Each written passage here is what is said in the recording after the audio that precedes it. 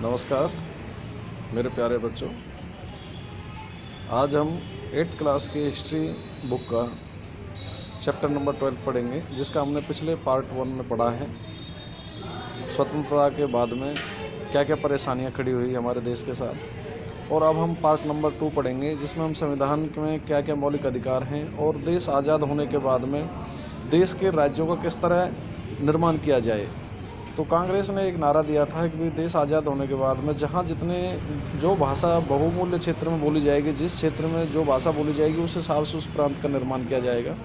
लेकिन आज़ाद होने के बाद में कांग्रेस इस वादे को भूल गई और उनके बीच में सिर्फ ये रह गया कि भाई भाषा के आधार पर देश को नहीं विभाजन करना है, भाषा के आधार पर प्रांतों को नहीं बांटना है। और जिसके उसमें हमारे देश में एक विरोध की लहर दौड़ पड़ी, जिसमें हिंदू और मुसलमानों के बीच में लगभग 10,000 इंजरी हुई। 10,000 लोगों के मौत के घाट उतार दिया गया सिर्फ एक राज्य निर्माण के चक्कर में। और सबसे पहला हमारे जो राज्य का निर्माण हुआ वो हुआ आंध्र प्रदेश का, जो 58 दिन के एक आमरण अनशन के बाद इसका निर्माण हुआ और सबसे पहले हमारे देश में आंध्र प्रदेश बनाया गया। और आगे हम देखते हैं इस पाठ को किस तरह से क्या क्या चीज़ें मिली हैं। से और बंटवारे झेल सकता था। प्रधानमंत्री जवाहरलाल नेहरू और उप प्रधानमंत्री वल्लभ भाई पटेल, ठीक है, तो उप प्रधानमंत्री कौन था उस समय? वल्लभ भाई पटेल। दोनों ही भाषा के आधार पर राज्यों के गठन की नीति के विरोधी थे। विभाजन के बाद नेहरू ने कहा था कि उपद्रवकारी प्रवृत्तियां सिर उठा रही हैं, जिन पर अंकुश लगाने के लिए राष्ट्र को शक्तिशाली और एकजुट होना चाहिए, वरना जैसा कि पटेल ने कहा, इस समय भारत की पहली और आखिरी जरूरत यह है कि उसे एक राष्ट्र बनाया जाए। राष्ट्रवाद को बढ़ावा देने वाली हर चीज़ आगे बढ़नी चाहिए और उसके रास्ते में रुकावट डालने वाली हर चीज़ को खारिज कर दिया जाना चाहिए। हमने यही कसौटी भाषाई प्रांतों के सवाल पर भी अपनाई है और इस कसौटी के हिसाब से हमारी राय में यानी इस मांग को समर्थन नहीं दिया जा सकता है, क्योंकि कांग्रेस के नेता अपने वायदे से पीछे हट रहे थे। इसलिए जगह जगह असंतोष पैदा हुआ। किस वायदे से पीछे हट रहे थे? कि भाषा के आधार पर राज्य बनाएंगे, ठीक है, तो उस वादे से पीछे हट रहे थे कांग्रेस के नेता।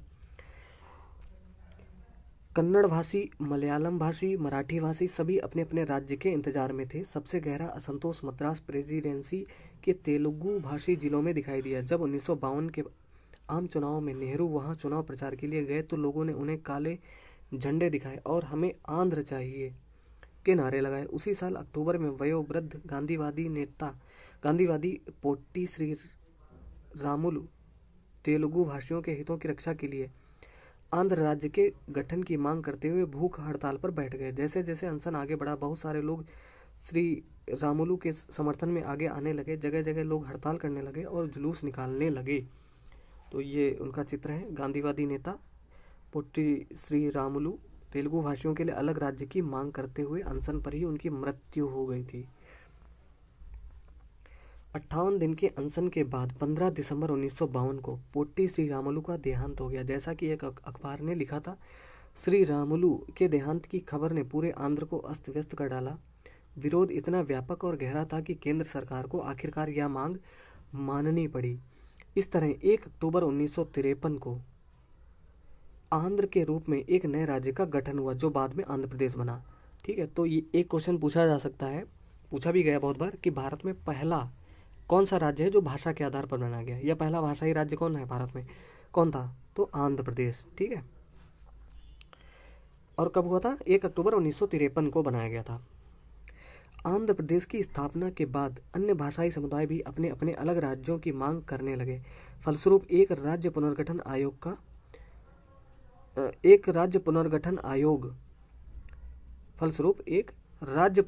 आयोग का गठन किया गया, जिसने 1956 में अपनी रिपोर्ट सरकार को सौंप दी। आयोग ने सुझाव दिया कि असमिया, बंगला, उड़िया, तमिल, मलयालम, कन्नड़ और तेलुगु भाषियों के लिए अलग अलग प्रांतों का गठन करने के उद्देश्य से जिलों और प्रांतों की सीमा को पुनः तय किया जाए। उत्तर भारत के विशाल हिंदी भाषी क्षेत्र को बांटकर कई राज्य बना दिए गए।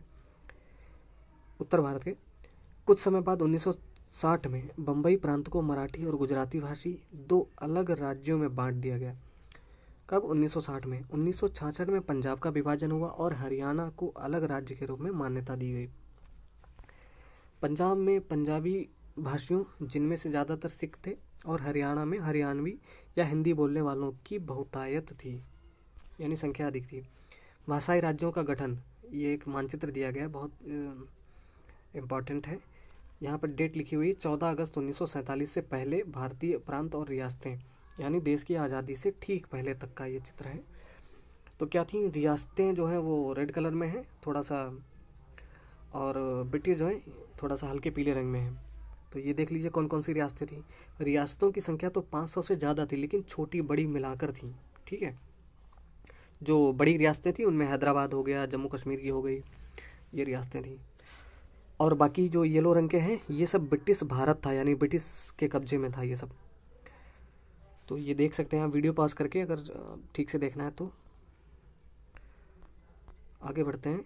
भूतपूर्व रियासतें और अन्य राज्य, 1 नवंबर 1956 से पहले भारतीय राज्य, ठीक है, उसके बारे में यहाँ पे लिखा हुआ है। जब रियासतों के शासक भारत अथवा पाकिस्तान से जुड़ने के लिए मान गए या फिर हरा दिए गए तो उनकी रियासतें खत्म हो गईं, परंतु 31 अक्टूबर 1956 तक कई ऐसी रियासतों को प्रशासनिक इकाइयों के रूप में बनाए रखा गया।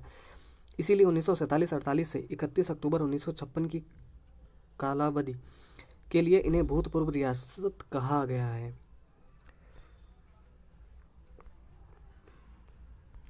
इसके बाद है यहाँ पर ये चित्र दिया गया है 1975 में भारतीय राज्य, 1975 में उसका ये चित्र है। चित्र 6, महानदी के पानी को रोकने के लिए बनाया गया पुल स्वतंत्र भारत में पुल और बांध विकास का प्रतीक माने गए थे, ठीक है,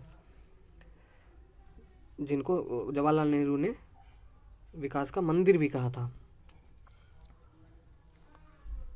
तो आगे बढ़ते हैं।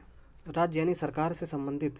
ध्यान दें कि राज्य शब्द का यह अर्थ देश के विभिन्न राज्यों या प्रांतों से नहीं है, ठीक है। राज्य मतलब जो राज करने वाला, ठीक है, ऐसे समझिए आप।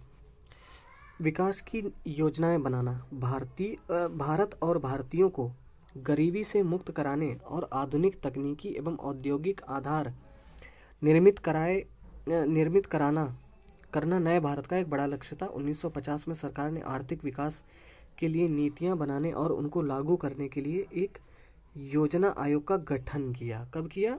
1950 में। इस बारे में, जिसकी जगह पर अब तो नीति आयोग आ गया, NITI, नीति का फुल फॉर्म पता होगा आपको, national institute of transforming India. तो इस बारे में ज़्यादातर सहमति थी कि भारत मिश्रित अर्थव्यवस्था के रास्ते पर चलेगा। मिश्रित अर्थव्यवस्था का क्या मतलब हुआ? दो प्रकार की अर्थव्यवस्थाएं हैं दुनिया भर में आज भी। एक है पूंजीवादी अर्थव्यवस्था और दूसरी होती है समाजवादी अर्थव्यवस्था, ठीक है। पूंजीवादी अर्थव्यवस्था का अगर एग्जाम्पल आप लें तो जैसे अमेरिका हो गया, USA, ठीक है, जो कि पूंजीवादी राष्ट्र है। समाजवादी अर्थव्यवस्था जैसे रशिया, ठीक है। तो भारत जब आज़ाद हुआ तो जो प्रधानमंत्री थे पंडित जवाहरलाल नेहरू, उन्होंने निर्णय लिया कि ना तो हमारी अर्थव्यवस्था पूंजीवादी रहेगी और ना ही एकदम से पूरी तरीके से समाजवादी, दोनों का मिश्रण रहेगी, ठीक है। इसलिए उसको कह दिया गया मिश्रित अर्थव्यवस्था के रास्ते पर चलेगा। यह राज्य का अर्थ यहाँ पे दिया गया है, यानी जो शासन करता हो, राज करता हो, जिससे चलता हो। यह राज्य और निजी क्षेत्र दोनों ही उत्पादन बढ़ाने और रोजगार पैदा करने में महत्वपूर्ण और परस्पर पूरक भूमिका अदा करेंगे। किस क्षेत्र की क्या भूमिका होगी, अर्थात कौन से उद्योग सरकार द्वारा और कौन से उद्योग बाजार द्वारा यानी निजी उद्योगपतियों द्वारा लगाए जाएंगे, विभिन्न क्षेत्रों और राज्यों के बीच किस तरह का संतुलन बनाया जाए, इन सबको परिभाषित करना योजना आयोग का काम था। अगला चित्र है यहाँ पर, चित्र 7, गांधी सागर बांध पर चल रहा काम। मध्य प्रदेश स्थित चंबल नदी पर बनाए गए 4 बांधों में से यह पहला था, जिसका निर्माण 1960 में पूरा हुआ था। तो गांधी सागर बांध किस नदी पर? चंबल नदी पर, याद रखना आप। 1956 में दूसरी पंचवर्षीय योजना तैयार की गई। इस योजना में इस्पात जैसे भारी उद्योगों और विशाल बांध परियोजनाओं आदि पर सबसे ज़्यादा जोर दिया गया। तो दूसरी पंचवर्षीय योजना में किस पर जोर दिया गया ज़्यादा, ये भी याद रखना आप। ये काम सरकारी नियंत्रण के अंतर्गत रखे गए। भारी उद्योग पर यह जोर और अर्थव्यवस्था कि राज्य नियंत्रण की कोशिशें अगले कुछ दशकों तक आर्थिक नीति को प्रभावित करती रहीं। इस पद्धति के बहुत सारे समर्थक थे तो कुछ मुखर विरोधी भी थे। कुछ लोगों को लगता था कि इस प्रणाली में खेती पर पर्याप्त जोर नहीं दिया जा रहा है। पंचवर्षीय योजनाओं पर नेहरू के विचार। तो इसको आप पढ़ लीजिए वीडियो पॉज करके, क्या विचार थे नेहरू जी के। चित्र 8 यहाँ नीचे दिया गया है। भिलाई इस्पात संयंत्र में जवाहरलाल नेहरू भिलाई स्थित इस्पात कारखाने की स्थापना 1959 में तत्कालीन सोवियत संघ की सहायता से, सोवियत संघ यानी जो अब रशिया है, पहले से यूएसएसआर कहा जाता था, अब जो है रशिया रूस है, की सहायता से की गई थी। छत्तीसगढ़ के पिछड़े ग्रामीण इलाके में स्थित यह कारखाना आधुनिक भारत के विकास का एक महत्वपूर्ण प्रतीक बन गया था। ठीक है, भिलाई इस्पात। कुछ लोगों का कहना था कि प्राथमिक शिक्षा की उपेक्षा हो रही है। कुछ अन्य लोगों का मानना था कि आर्थिक नीतियों के कारण पर्यावरण पर पड़ रहे प्रभावों पर उचित ध्यान नहीं दिया गया है। महात्मा गांधी की अनुयायी मीरा बहन ने 1949 में लिखा था, विज्ञान और मशीनरी के द्वारा उसे मानवता का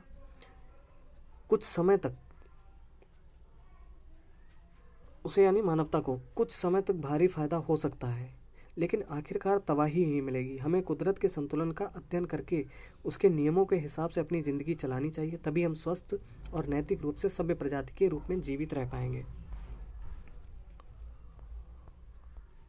एक स्वतंत्र विदेश नीति की चाह, इसको पढ़ लेते हैं, ये इम्पॉर्टेंट है।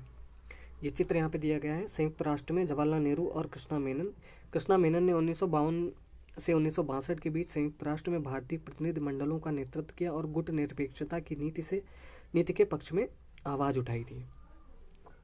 तो एक स्वतंत्र विदेश नीति की चाह, जिस समय भारत को आज़ादी मिली तब तक दूसरे विश्व युद्ध की तबाही को कुछ ही समय हुआ था। दूसरा विश्व युद्ध कब समाप्त हुआ था?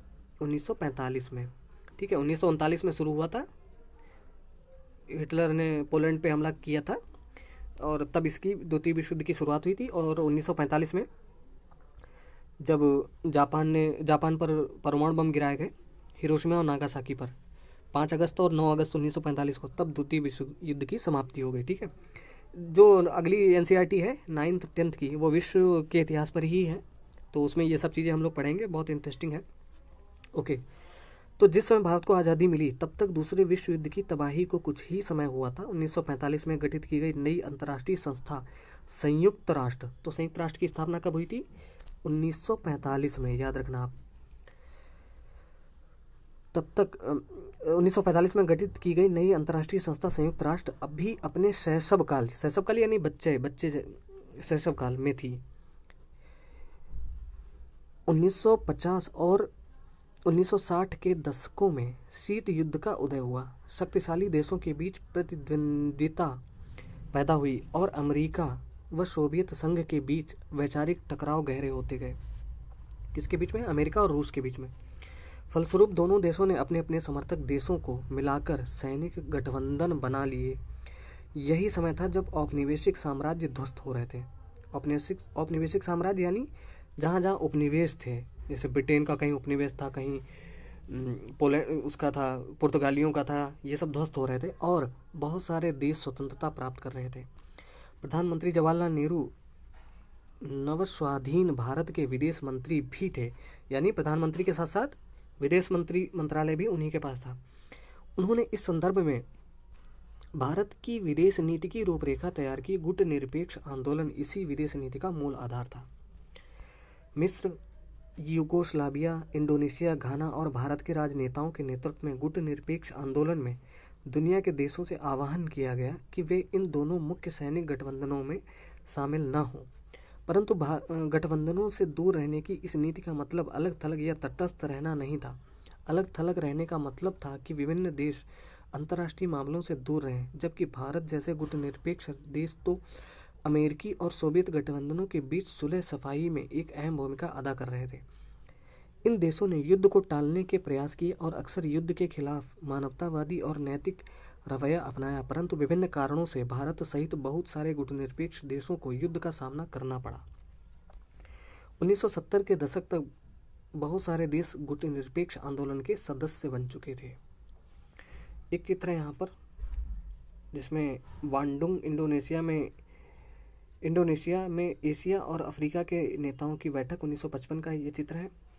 इस प्रसिद्ध सम्मेलन में 29 से ज़्यादा नव स्वाधीन देशों के प्रतिनिधियों ने इस बात की चर्चा की थी कि अफ्रीका एशिया के देश उपनिवेशवाद और पश्चिमी प्रभुत्व के विरुद्ध अपने प्रयास किस तरह जारी रख सकते हैं। इसके बाद है राष्ट्र के 60 वर्षों के बाद। 15 अगस्त 2007 को हमने एक राष्ट्र के रूप में अपनी 60वीं वर्षगांठ मनाई थी। ठीक है, अब तो हम 70वीं भी मना चुके हैं 2017 में। इस दौरान हमारे देश का प्रदर्शन कैसा रहा, संविधान में तय किए गए आदर्शों को हम किस हद तक साकार कर पाए। भारत अभी भी एक है और लोकतांत्रिक राह पर चल रहा है। यह गर्व करने लायक उपलब्धि है। बहुत सारे विदेशी प्रेक्षकों का मानना था कि भारत एक देश के रूप में ज़्यादा समय तक टिक नहीं पाएगा। उन्हें लगता था कि भारत का प्रत्येक क्षेत्र या भाषाई समूह अपने अलग राष्ट्र की मांग करेगा और उसके टुकड़े टुकड़े हो जाएंगे। कुछ विशेषज्ञों को लगता था कि भारत सैनिक शासन के कब्जे में आ जाएगा, परंतु ये सारी आशंकाएं निर्मूल साबित हुई हैं। आज़ादी से अब तक 13 आम चुनाव, ठीक है, अब तो 15 हो चुके हैं आम चुनाव, ठीक है, और राज्यों तथा स्थानीय निकायों के लिए